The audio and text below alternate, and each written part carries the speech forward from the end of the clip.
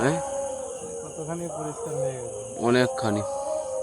আসলে ঘাড় আমি কোন সময় তাকিয়ে আছি, যখন থেকে চাঁদকে খুঁজে পাইনি তখন থেকে উপরে তাকিয়ে আছি। চাঁদকে খুঁজে পাওনি?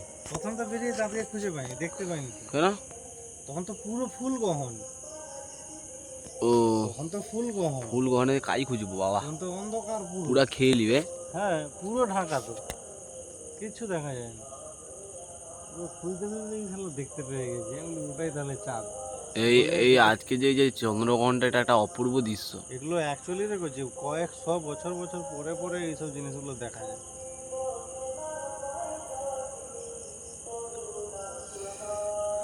কিরকম লাগছে শুধু মুখটা দেখ। কেউ জিনিসটা সবাই তো ঘুমাচ্ছে, কেউ দেখতে পাচ্ছে না যে প্রকৃতিতে কি জিনিস একটা হচ্ছে। কেউ কি দেখতে পাচ্ছে? কেউ দেখতে পায়নি, যে সব যার ঘুম। যে যার ঘুমে ব্যস্ত। এই জিনিসটা দেখলে একটা বলতো যে একটা আশ্চর্য জিনিস দেখেছি, হুম, প্রাকৃতিক জিনিস। সকালবেলা দেখাইলে বুঝবে। কি জিনিস দেখ, এত বড় চাঁদরা শুধু মুখে লাইট জ্বলছে, একটা যেন কোণে হ্যাঁ, গোলাকারের একটা সাইডে শুধু। আরে কোন জল